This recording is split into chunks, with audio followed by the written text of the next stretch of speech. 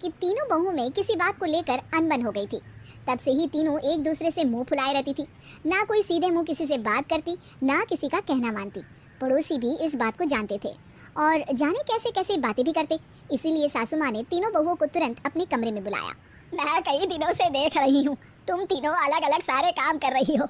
ये सब नहीं चलेगा, तीनों को मिलकर ही काम करना पड़ेगा। सास की बात सुनकर एकदम से बड़ी बहू बोल उठती है। नहीं मम्मी जी, मैं इन दोनों के साथ कुछ नहीं कर सकती। मैं इस घर की बड़ी बहू हूँ, फिर भी ये मेरा कहना बिल्कुल भी नहीं मानती।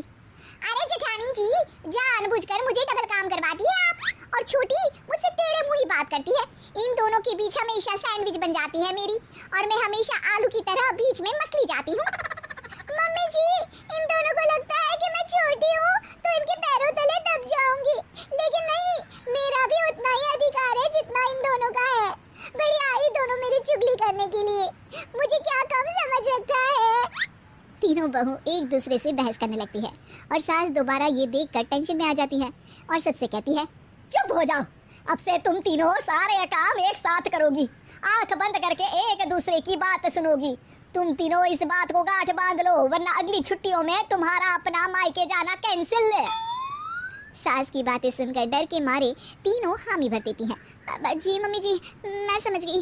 हाँ मम्मी जी, जैसा आप कहें, आप जो कहेंगे मैं वही करूंगी।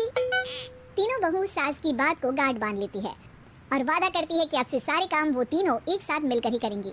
ये सब देखकर सास खुश हो जाती है और वहाँ से चली जाती है। नीचे जाकर वो देखती है कि घर में शर्मा जी आए हुए होते हैं। सास जोर से आवाज लगाकर कहती है, अरे बहू, जरा चाय बनाकर तो लाना, शर्मा जी आए हैं। सास की बात सुनकर तीनों बहू तुरंत किचन की ओर भागती है और चाय बनाना शुरू कर देती है। मुझे तो एकदम मसाले वाली कड़क चाय पसंद है, तो हम शर्मा जी के लिए मसाले वाली चाय ही बनाएंगे। अरे नहीं दीदी, गर्मी के मौसम में मसाला चाय कौन पीता है? मैं तो शर्मा जी के लिए इलायची वाली चाय ही बनाऊंगी। ये कैसी बात कर रही हैं आप दोनों? मेरी मम्मी ने सिखाया है कि मेहमान को ज्यादा दूध और शक्कर वाली चाय देनी चाहिए, वरना वो घर वालों को कंजूस समझते हैं। तो मैं तो शर्मा जी को ऐसी ही चाय दूंगी। तीनों बहुएं अपने अपने तरीके से चाय में शक्कर, मसाला, पत्ती सब डाल देती है। उबलने के बाद तीनों मिलकर चाय बाहर लेकर जाती है और शर्मा जी और सासू माँ को देती हैं। चाय पीने के बाद शर्मा जी सासू माँ को देखकर शर्मा जाते हैं और शर्मिंदा महसूस करते हैं कि आखिर उन्होंने चाय पीने के लिए हामी क्यों भरी। सासू माँ भी चाय पीना शुरू करती है और कहती हैं, अरे बहू, ये कैसी चाय बनाई है? चाय है या मीठे दूध की बासुंदी? हाँ, चाय अच्छी नहीं लगी क्या? कोई बात नहीं, हम पराठा बना कर लाते हैं। चलो चलो अंदर। हाँ हाँ चलो, हाँ आती हूँ मैं भी। नहीं नहीं, मेरा पेट चाय नहीं चौपट कर दिया, वही काफी है। पराठे से पोपट नहीं करवाना, मैं तो चलता हूँ। शर्मा जी चुपचाप पतली गली से निकल जाते हैं। अगले दिन सास बहुओं से कहती है, अरे बहू, जाओ जाके ऊपर के गेस्ट हाउस की सफाई कर दो। कल हमारे यहाँ मेरे दूर के रिश्तेदार आने वाले हैं, तो पूरे कमरे को चमका देना, समझी? तीनों बहू सास की बात को मानकर ऊपर सफाई करने चली जाती हैं और तीनों कमरे की सफाई चालू कर देती है। बड़ी बहू मकड़ी के जाले साफ करती है, तो बीच वाली झाड़ू लगाना और छोटी वाली सर्फ डालकर जमीन धोना शुरू कर देती है। अरे दीदी, जेठानी जी, अभी मैंने पूरी फर्श धोई और आप फिर से धूल नीचे गिरा रही हैं। और मछली जेठानी जी, आप बिना झाड़ू की धूल यहाँ छटक रही हैं। अरे तीनों को साफ करना है, एक साथ सफाई करते हैं ना। अरे वही तो, हम साथ साथ हैं, घर साफ साफ है।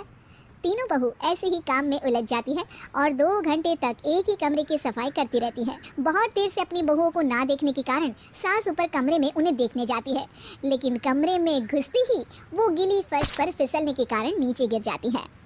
ओरी मोरी मैया, हड्डी मरोड़ के रख दी, आए मेरी तो कमर ही टूट गई रे। तीनों बहुएं सास को उठाती हैं और बिस्तर पर सुला देती हैं। अरे मेरे हाथ पैर दर्द कर रहे हैं, दबा दो, आराम मिलेगा। हाँ जी माँ जी। अरे जी माँ जी, जी माँ जी। और तीनों बहुएं एक साथ सास के हाथ को दबाना शुरू कर देती हैं। माँ की तो चीख ही निकल जाती है और नतीजा ये होता है कि सास के बचे हुए शरीर में भी दर्द उठ जाता है। हाय राम, ये क्या कर दिया तुम तीनों ने? अरे मेरी तो किस्मत ही फूटी है कि तुम जैसी बहुएं मुझे मिली। हे भगवान, पूरे शरीर में दर्द बढ़ गया है। अब तो पता नहीं कि चल भी पाऊंगी या नहीं। माफ करो, मुझे गलती हो गई मुझसे कि तुम तीनों को एक साथ काम करने के लिए बोला। सोचा था तीनों मिलके अच्छे से काम करेगी, लेकिन बड़े बुजुर्ग सही कहते थे के तीन तिगाड़ा काम बिगाड़ा। तुम लोगों ने ये बात ना आज साबित करके दिखा दी। तुम तीनों को तो समझाना यानी मानो भैंस के आगे बीन बजाना है। तुम्हें अकेले अकेले काम करना है ना, तो अब से तुम अकेले ही अपना अपना काम करो। तीनों बहुएं वहां से जाने लगती है। अरे कहाँ जा रही हो? आप ही ने तो कहा कि अपना अपना काम करो, तो मुझे मुल्तानी मिट्टी लगानी है। अरे मुझे भी तो नेल पॉलिश लगानी है। मुझे ना मेहंदी लगानी है। सास अपना सर पीट लेती है और कहती है, अरे मुझे भी लगाना है कुछ। क्या माँ जी? क्या माँ जी? क्या माँ जी? तुम्हारे घर वालों को फोन तुम्हारी हरकतें बताने के लिए